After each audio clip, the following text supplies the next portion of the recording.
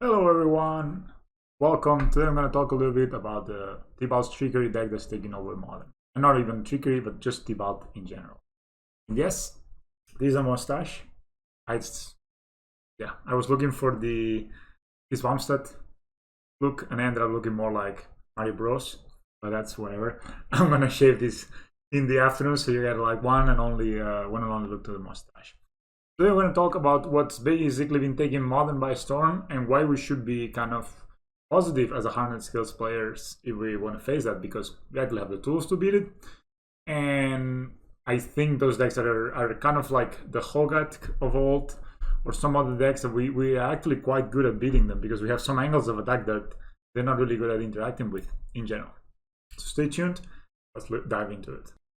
The first thing we should know is that there are basically three decks that are playing Tibalt right now, and I will explain first what is the payoff. So the payoff for most of these decks, and I'll explain the other payoff later, is a Valky or a Tibalt, the something tricker boy.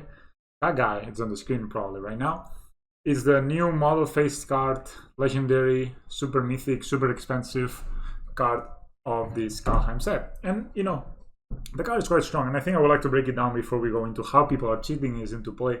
But if you look at this card, I heard some people say something like, oh, this is a bad Tide Hollow Scholar, and it's also bad. You know, it's not a good of a Planeswalker. At 7 mana, this should be maybe a 5 mana Planeswalker. And I was like, please excuse me. Let's compare only the Planeswalker side, which is what people are tuning into play. The Planeswalker side is, let's compare it, let's say it was a 5 mana Planeswalker. What's the other Planeswalker that's pretty broken? It's 5 mana? Teferi Hero of Dominaria. Compare the two for a second and just think about it. Tibalt has more loyalty. Tibalt draws 2 cards a turn. Yes, doesn't get you some of your mana back, but that's kind of irrelevant later in the game.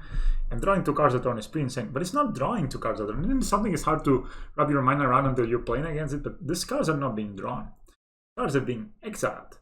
So there's nothing you can do to interact with them. Not a mana of Thought Seizes, Lilianas of the Veils, anything. Nothing can interact with those cards. Those cards are drawn and are left there, and they can be played whenever opponent wants, and there's nothing you can do to beat them. And also those cards can be played with any color of mana in the whole MTG. You can play them with any card that the guy exiles.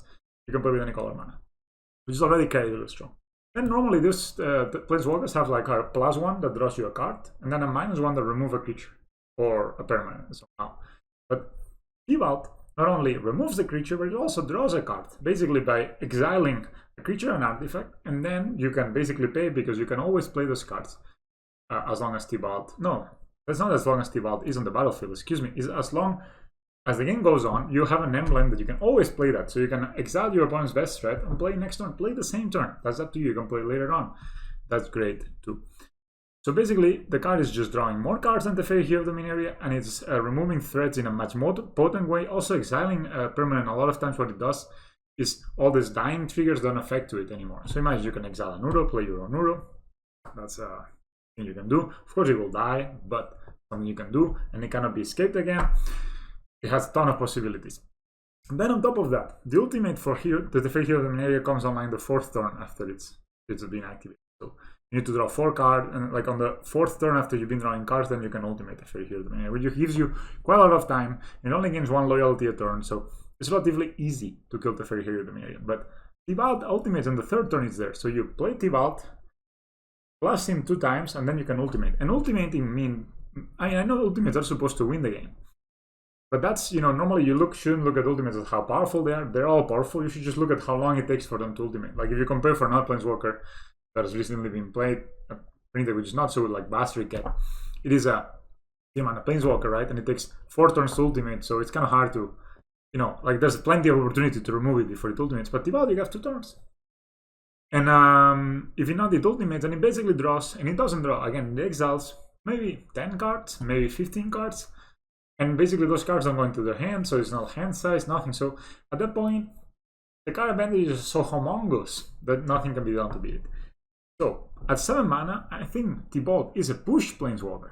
I think for 7 mana, it's rare to find a Planeswalker that will have a bigger impact on the battlefield, like as in taking over the game by storm. As in, if you untap with Tibalt, not only you don't even need to untap with Tibalt, but just casting Tibalt and resolving Tibalt will already put you super far ahead. And untapping with Tibalt will probably mean you win the game at 7 mana. But what's happening? People are finding ways to get Tibalt out of in the battlefield much earlier than turn 7 and turn 6, where you should probably expect it to be seen.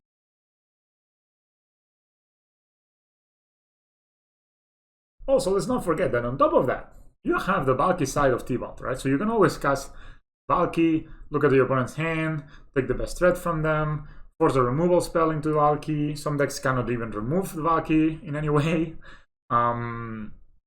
You can even copy an Uro with it. So the card is really strong. Like the card itself, at rate, the card is extremely pushed, extremely strong. It's a card that would for sure see play in any black and red deck, or even sometimes black deck that can kind of cheat on mana a little bit, because it's just really that strong. I think it's extremely push card. It's like one of the most powerful planeswalkers ever printed. It's more powerful, I think, at 7 mana than the Fey Hero Dominaria is at 5 mana. If you're able to land the Tibalt, you've won the game 90% of the time. Alright, so what happened? You know, they printed Tibalt, and Tibalt is this card, is Valkyrie God of Lies, and oh, for some reason it only shows the front side. Yeah. And then also Tibalt Cosmic Impostor on the back side. So there is a little bit of a thing that goes on here. You can see it's a dual model face card. So there is 2 cards in one, and you probably know that if you're watching the video. But the thing is that how people are basically cheating this guy into play is that the front side of this has a converted mana cost of 2. So with any Cascade spell with converted mana cost 3, so you know, if you know Cascade, it allows you to cast another spell that has lesser converted mana cost than the spell you're casting that has a Cascade, then you basically cast Valky, and you would think, and that's how I thought it would work the first time I saw it, that you would just Cascade into Valky, and then you will play Valky, and that's not a bad play.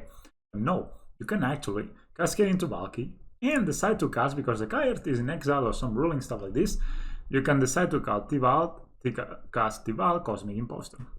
Yeah. That means for 3 mana, you can get a 7 mana Planeswalker that, as I said, at 7 mana, so at turn 7, I think if you're able to land Tibalt and your opponent cannot remove it, you're probably going to win the game. So imagine landing this turn 1. And this, you're like, what? Turn 1? Yes, turn 1. I'll show you how. So this is the list that won the Model Challenge on Saturday, and I'll show you later what the one that won on Sunday. This is basically Jaunt, stripped of all the 1 and 2 mana plays. And basically those 1 and 2 mana plays became Violent Outburst and Demonic Dread, which are both Cascade spells that do absolutely jack shit, but it doesn't matter. The important thing is that these cards, since the only 2 CMC, like less than 3 CMC card that you have in your deck is Valky, these 8 cards will 100% of the time Cascade into Valky, which will mean that, you know, the usual way of this will play out. This will play land on the 3rd turn.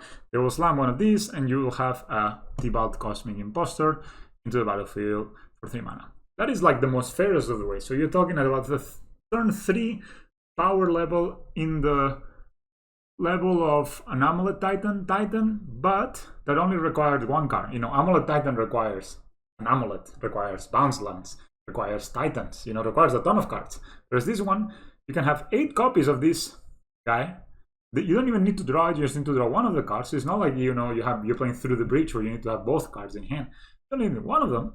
You cast it, and you have your 7 mana Planeswalker that will go automatically up to 7 loyalty, 7 on turn 3. It's almost impossible to kill with attacks. This getting 2 loyalty a turn is insane. You can also -3 and exile your creature that they can cast later. And also, as I said, after 2 turns of plusing, it can ultimate for basically winning the game on the spot, or at least having such card advantage that at that point, you better have like a kill the next turn, right? So that's the plan of this deck. This is what won the Modern Challenge. And if you look, the deck is quite bad. Other than Valky, you know, other than this powerful interaction, this deck is honestly quite bad. They're playing Season Pyromancer, Magus of the Moon, and Bonecrusher Giant, which are all good cards, but they're not like game winning on their own. A Season Pyromancer on its own doesn't win the game. They're playing Blood Moon, and they're playing Maelstrom Pulse as the only removal spell. Again, not something Hardened Skills players really would care much about. You know, Maelstrom Pulse can be, you know, basically, even if you have a lot of servos, you can sacrifice one. The one that gets targeted, etc. So, if Valky is not an issue, the rest of the deck is quite manageable. And then from the sideboard, yeah, they're playing some Lightlands of the Void, some Colonnades Command, but this is just basically Jaunt stuff. We can beat Jaunt stuff. It's harder for us to beat at turn 1 tibalt. And you want in turn 1, I said this many times already in the video, how can they go turn 1? But this is the card that's in everybody's mind right now, in everybody's fan talk, is Simian Spirit Guide. This card has never been good for a format. It's not good to have a mana acceleration at no cost. If you think about Llanowar Reborn as the quintessential mana accelerator card, you need to play the Llanowar Elf, and then it's susceptible. It can die. It's a weak creature, it's a terrible top deck. But it needs to be in the battlefield for you to ramp you. Whereas in Simian Spirit Guide, you don't need to have it in the battlefield. It just ramps you whenever. So you keep it in your hand, and you basically ultimate, right? Like you basically just ramp with it. So what happens is if you have 2 Simian Spirit Guides, a land and a violent outburst, you can go turn 1 tibalt. This is pretty strong. You can also, if you go second and you have a Gemstone Caverns, a Simian Spirit Guide, and a violent outburst or demonic dread, again, you can just play it and get a turn 1 tibalt or a turn 2 tibalt. Just imagine like the classical, imagine you're playing elves and you go turn 1 Llanowar Elf, and the opponent goes turn 1 tibalt, Cosmic Impostor. What? How are you supposed to beat that? I don't know. That's what people are trying to find out in Modern. So this is a list that did well on the Modern Challenge on Saturday. And I'm looking at this list, I'm like, I think basically as long as we're able to deal with this, or let this not hit the battlefield, we're fine. Because the rest of the deck, we've beaten decks with these cards before. I mean, this is not something that will destroy us. They will destroy us if they're drawing 2 cards a turn with Tibalt. But they're not will destroy us if just for fun. But also, if we stop the Tibalt somehow, we also turn off 8 of their cards from their deck. And yeah, on the sideboard, even this guy Smoking Bacon 27, he made a post on Orga, I don't know, on Reddit saying that the Collins Khan shouldn't even be in the deck. There should probably be some hate towards other Tibalt decks. So yeah, you don't expect the Collins Command or the Angers of the Gods to be mean. Now let's look at the list that won. So this is from Twitter. This is it has not been published at this time. This is the list that won the Sunday challenge by Doomswitch, who's a very good control player. And basically you can notice a trend, right? As people are taking basically what we would call the Tibalt package, which would be Valky, and then Buy an Outburst, and another Cascade spell in colors, and Simian Spirit Guide. So this is a package, and they're filling it up with the rest of the cards that they like. In this case, this is a control player, right? So he decided to put Force of Negation in his deck, which is probably very good against the mirror, in the mirror. Time Raveler, which is very good in the mirror. Uro and Cryptic Commands, which, they are like the most valued cards. Probably this is the best thing to do 3 mana in Modern. This is probably one of the best things to do 4 mana. And Brazen Borrower and these members just give you this little bit of interaction you could maybe need before you get to 3, or before basically you get to 4 mana for Cryptic Command or the Fairy Time Raveler. So basically these are basically suboptimal interactions, but they are interactions. And then on top of that, what are they playing on the side? This is a 5-color deck, by the way. They're playing all 5 Shocklands, 2 Triumphs, and 12 Fetch lands, right? So, and also Field of Death for good measure. You wouldn't wanna disappoint people by not playing Field of Death. So this is basically same idea, bulky package, but trying to kind of one-up the Junt package the Junt deck that was playing kind of bad cards, not bad cards, but not as impactful cards as a Nuro is or a Omnath is. Or Field of Death is on the Saturday version. This is what won the Sunday version, and I could see, you can see why it won, right? It has like some of the better cards on the game, plus this, and basically plus the Tibalt combination. So they're going either Tibalt very very early and following it up with a Nuro for an enormous kind of advantage, or they just taking it long and slow and controlling you with the cards that they have won many games already. On the sideboard, they have 4 Mystical Disputes for the mirror, I'm guessing. Some more removal in form of Dismember, Brazen Borrower, 5 Sprout, and Supreme Bergson. A variety of removal. None of this, it's too effective. Of course, Brazen Borrower is pretty good against us. We should keep it in mind, if you're playing against a blue deck that has Valky, you think that they have Brazen Borrower, because it's kind of one of the better interactions they have versus us. And 1 Supreme Verdict, so I don't know how often they will play that, and 2 5 Sprout. So basically, if you look at this, it's rather weak. There's no Path to Exile in this list. There's no Engineered Explosives in this list. There's no Mana Leak. There's no Spell Snare. There's no Remand. There's no Archmage's Charms also. Funnily enough, maybe they should play. There is basically none of these cheap spells. No Renan 6. So all of these cheap spells, which I think are kind of the hardest spells to beat sometimes from these Uro decks, because they can always Mystic Sanctuary a path back and just keep pathing your dudes. They don't exist here. They have Dismember. Dismember is much weaker than Path. both because we get the death triggers from our creatures, and because it costs our opponent's life, and because we can play around it. Alright, so if you look at these decks, I mean, I think Scales is pretty well positioned versus those, and I'll show you now how. So yeah, so when I'm looking at those lists, the only thing I'm worried about is not, I'm not actually worried either by those red and black spells, Blood Moons, Magus of the Moon. We don't care about those really. And I'm also not being worried at all about the four Force of Negations or the 2 Cryptic Commands. I mean, we can beat the normal Uro decks, so why couldn't we beat this watered down version, right? But can we beat the Tibalt plus the Uro? Probably not. So the main focus of my sideboard strategy when I'm playing versus those decks is when we're playing white, and then this is, I'm basically going to go through 3 deck lists that I'm playing right now in different colors. Actually 4 deck lists. So you can see that depending on what you want to do, you can do different things to beat those items. So basically, first of all, very important thing, none of their deck other than the Blood Moon. So you're playing against the blue deck. The only thing that can stop a manland on that whole deck, the only thing, is the 2 Cryptic Commands. I have 2 Cryptic Commands that can bounce a land. Other than that, all their other cards. Dismember is probably too small. Brazen Borrower cannot bounce it. Supreme Verdict is a sorcery. All of those cards cannot answer a mind land. So you can put 3 counters on Nimrod and go to town and kill them. Tibalt cannot answer the land. Omnath cannot answer the land. Nothing. They don't play Field of Ring. They don't play any of these utility lands because they're so taxed on their mana, right? So mana lands are very good against them. Second, on our sideboard.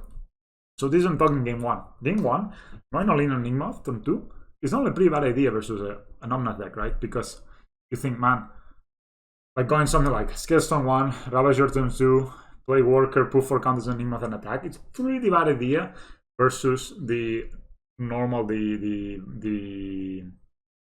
Omnath decks, because they're going to path you, they're going to Field of Ruin you, they can have a Cryptic, they can have all sorts of stuff. But versus a Tibalt deck, it's an option. If you don't see any other option in your hand, just don't overthink it, just go for it. Also, post board, there are 2 cards that basically don't affect us at all, and they completely negate the combo of cascading into Tibalt, which is Deafening Silence, which is the most common of the 2 that everybody's playing, which basically says each player can cast only 1. You cannot cast more than 1 non-creature spell each turn. So it was pointed out by my chat that honestly, most of what we cast is creatures, and if we cast a non-creature, it's probably going to be like 1 a turn. So this actually doesn't affect us at all, and this is the only option you have when you're dealing versus a turn 1 Tibalt deck. You need to have this down, right, on turn 1, or else they're going to just Tibalt you. Of course, this doesn't do anything if you're on the draw, and they go turn 1 Tibalt. But as of course, I mean, for that you need land, Simon Spirit Guide, and Violent Outburst, which is not that many, but they need exactly those combinations, right? Then the card I also been liking a lot is Ethersworn Canonist, because Ethersworn Canonist also plays around Blast Zone, in the sense that if you have 2 Defending Silences, they can be both blown up by Blast Zone, but Ethersworn Canonist and Defending Silence both gonna work against the Blast Zone. But of course, it's a bit more susceptible to removal. So both of the cards are pretty good, and you can see, if you look at this list, 1 Deafening Silence basically stops all of this. And if 1 card hadn't stopped all of this, it's like basically a Super Pithing Needle. Then you only need to deal with this. And even those are not like the strongest cards versus you, especially this and this, right? Because Force of Negation, So if you're able to stop the Tibalt, you're actually kind of fine. This is my Naya Shodan of the Skills deck. And then, versus that blue deck specifically, I would bring in Boils, I'll probably bring in Relics, just to stop my opponent's Uros and my opponent's lands. Basically, I'm playing only islands. So you could be, changing up the deck a lot to accommodate all this hate and all the Boils and everything. They're basically probably going to be bringing a lot more removal. Pithing Needle is also another really good option. I have 1 here. Also, for some decks, I'm playing Engineer Explosives. But in general, Pithing Needle, just naming Tibalt turn 1 stops completely. Basically, if you're able to land a Pithing Needle, basically, what is this deck actually going to do? Bounce it with a Brazen Borrower? I mean, this is still quite strong, but you can just recast it the turn after, right? It's not the worst. Also, you can play 2 Pithing Needles, and then they kind of bounce it with 1 Brazen Borrower. So this is my Naya version. If you look at other versions, if you're playing mono green, I think it's pretty important you play at least 3 Pithing Needles, and if not 4 Pithing Needles. That's the only way to stop Tibalt. I only own 3, but that's why I have 3, but probably you should play just 4. Relics of Progenitors as well, very important. And then I put here a Damping Sphere because there's another version of Tibalt that plays Tibalt's Trickery. And instead of going in, like, instead of cascading into a tibalt, they're cascading into tibalt's trickery, which in turn will cast them an Emrakul from exile. And that deck is more like a combo deck, and that's where Damping Sphere actually will be pretty good. But I don't think there is in green any other alternative than this Damping Sphere. Damping Sphere, of course, not a very strong card versus the control decks, but pretty decent versus the combo decks, right? You don't mind spending 2 mana on a Damping, I don't lose the game button. But yeah, Pithing Needle kind of the key versus the Valkyrie and Tibalt deck. Then if you're playing white, let's say if you're playing black, it's the answer as always, it's Thoughtseize. Thougeize is the card to go. This is still very good.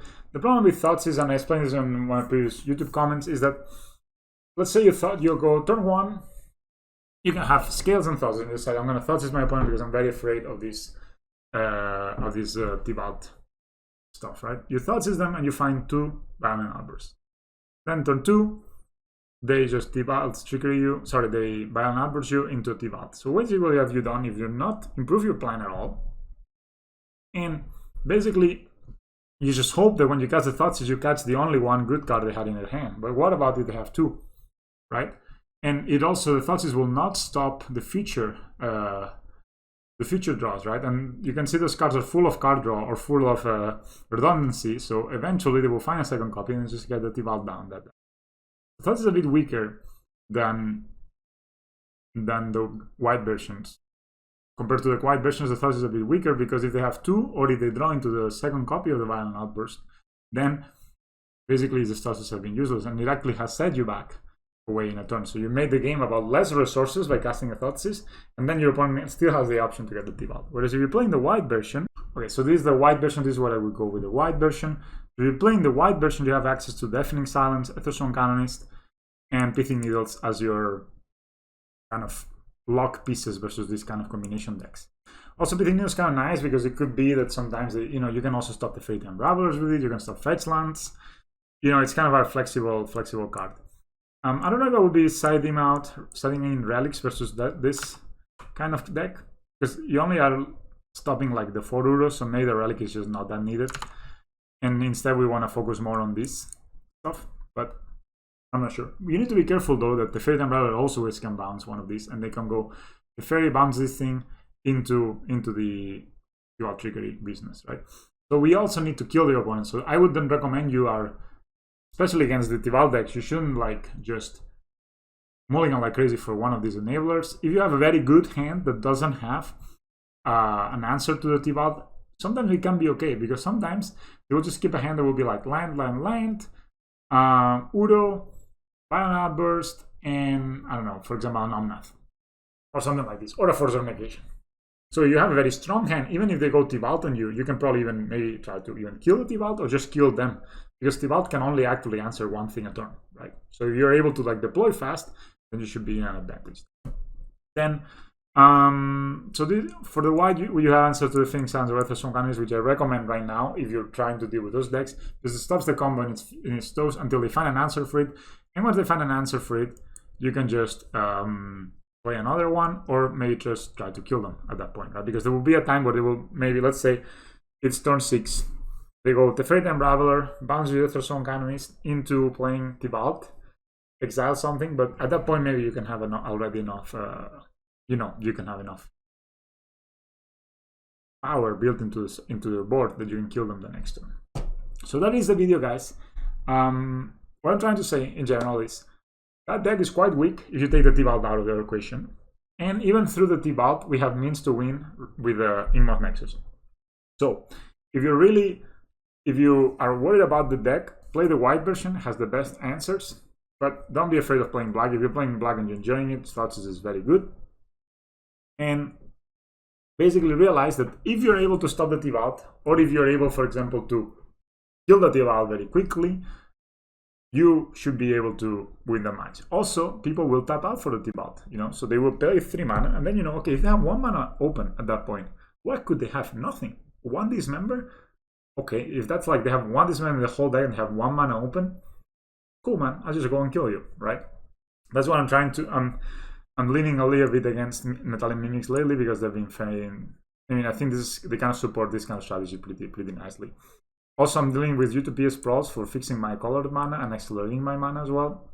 The strategy I've been trying, and There will be a video today also about the Naya Showdown of the Scales deck, which I found really fun.